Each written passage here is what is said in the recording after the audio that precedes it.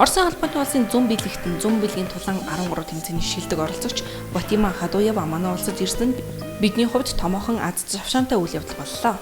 Их халуун сэтгэл төрийн бас байгууллагын урилгаар тэрээр манай улсад ажиллаж байгаамаа. Миний ихний сэтгэл бол Монгол түмэн та бүхний үндэсний хувцсыг өмсөж түүнээсээ маш сайхан мэдрэмжийг авч байгаагаа хэлэхэд таатай байна.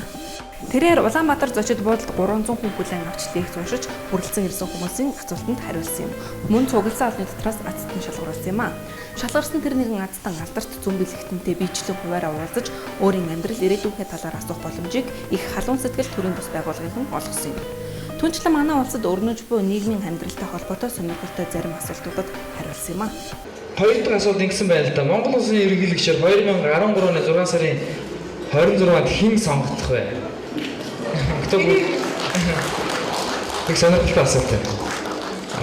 Сейчас у нас будут президентские выборы. В июне 26-го кто станет президентом Монголии?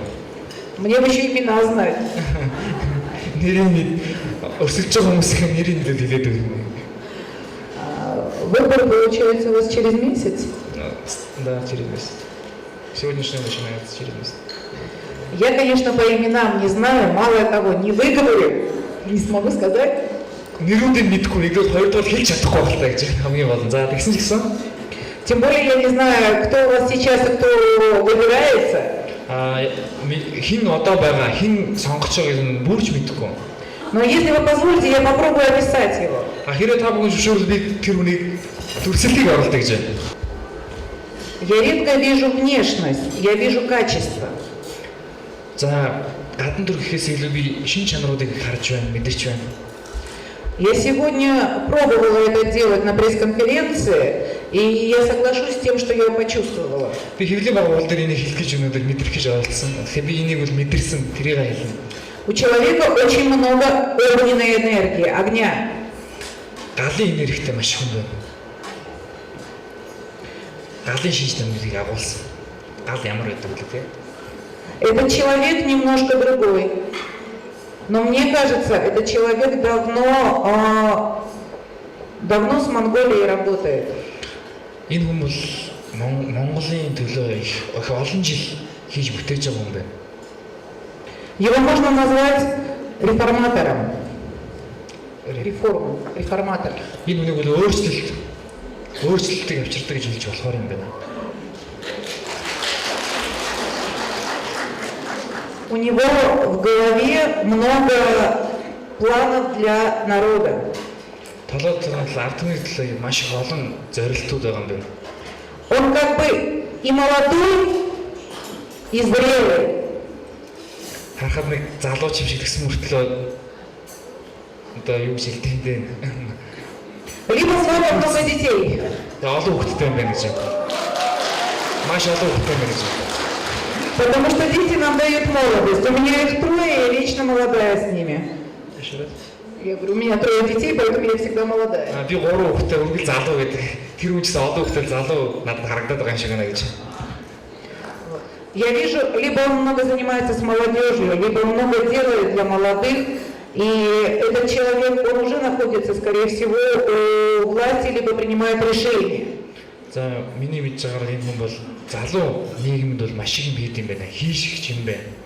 Миний мэдэрч байгаа бол одоо ч байгаа юм шиг байна. Төрийн өдрөл болж хэлээд байна л да. Өмнөх нэвтрүүлгээрээ бид алдарт зүүн бэлэгтний Монголын ард түмэнтэй уулзаж хүмүүсийн сонирхсан асуултанд хэрхэн хариулж байсан талаар үзүүлсэн. Харин нэвтрүүлгийн 2 дугаар хэсгээрээ алдарт зүүн бэлэгтний Монгол ахуйтай хэрхэн танилцж, түүхийн зарим дурсгалт газруудаар аялсан тухай үзүүлэхээр бэлтгэлээ.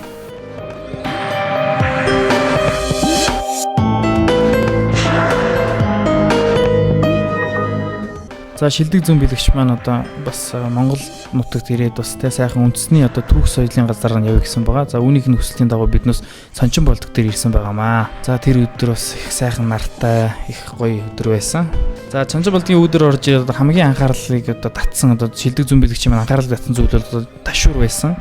Одоо түүхэндээ Чингис хаан бол одоо дайлар морттой энэ ташуурыг олсон гэдэг одоо хүн болгон мэднэ бах тэ. Энэ ташуурыг хараад өөрөө ирэхгүй энэ хүмүүс маань очиж одоо гар бариад одоо өөрийнхөө мэдрэмжүүдээс хуваалцсан байгаа.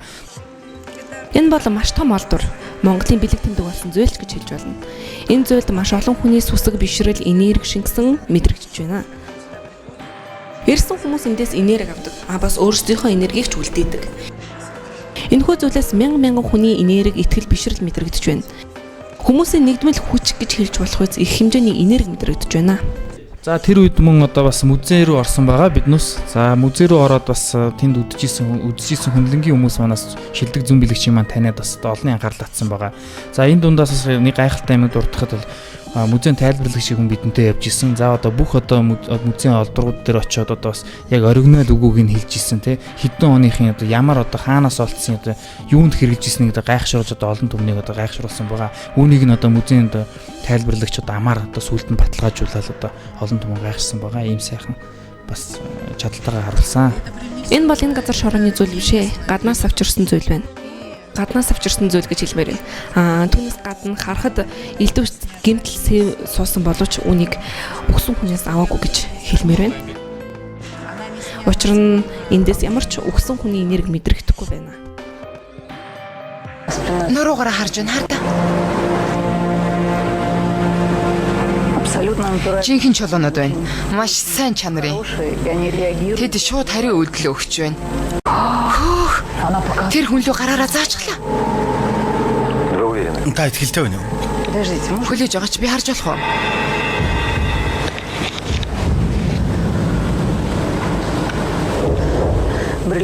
Энд очир алмазын чулуу 50-аас их байна. Гибс хатуурч гисэн байж шүү дээ. Фатима. Та өөрөө хараарай. Барээд үз. Үнэхээр гайхалтай. Хэлэхгүй галга. Яаж юм болоод байна? Харин үн дэллийн эзэгтэй гарч ирэхэд Фатима тэрнийг улам ихээр гайхшруулв. Зүүн бэлэгч Фатима Монгол ахыг нэлээд сонирхож байсан гэсэн. Яг энэ одоо эртний амьдралаар амьдарч байгаа нотогоо угаар бас өөрийн сонирхлоор айлчилсан гэсэн. Энэ тухайд тодорхой тайлбар өгөхгүй юу? За шилдэг зүүн бэлэгч маань ер нь аливаа очсон улс орныхаа түүх, соёл, ёс заншилтаа танилцдаг гэсэн байгаа.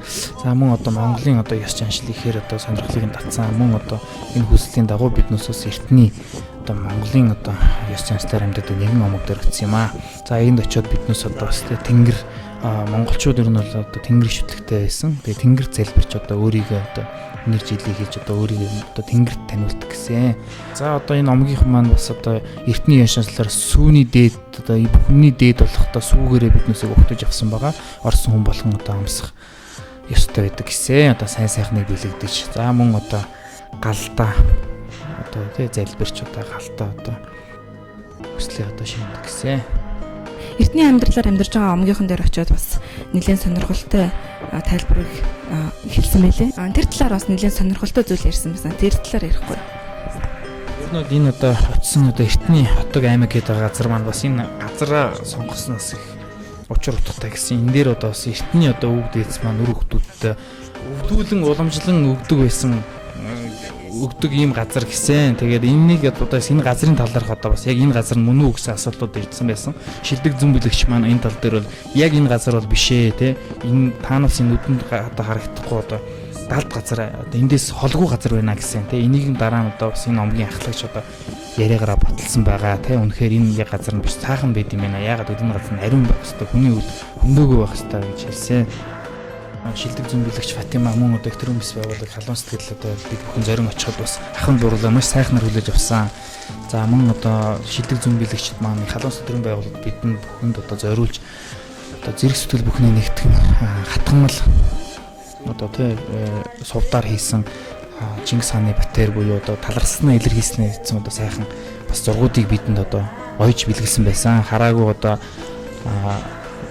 Ахмад буурлууд маань болохоор оёо тий хараатаа нь болохоор одоо заагаад ингэж хамтын хүчээр одоо ийм их сэтгэл гаргаж одоо бэлдэж өгсөн байсан. Бас энээр дуртахгүй бас болохгүй хаа. Үнэхээр одоо сэтгэл хөдлөн байсан. Надад Монгол нутаг их таалагдлаа. Монголчууд зочломтгой сайхан хүмүүс юм. Байгаль цагаагаар нь хүний тайван байх боломжийг олгодог сайхан нутаг гэж хэлмээр байна. Хүмүүс нь анхамдаа хүндж байгаа нэг анзаардаг байсан. Монголчууд үйл амжилт түүх соёлыг сайн хадгалж ирж чаджээ. Ёс заншлаа хадгалан ийм урт хугацааг туулж ирсэн нь миний бахархлыг төрүүлж байна.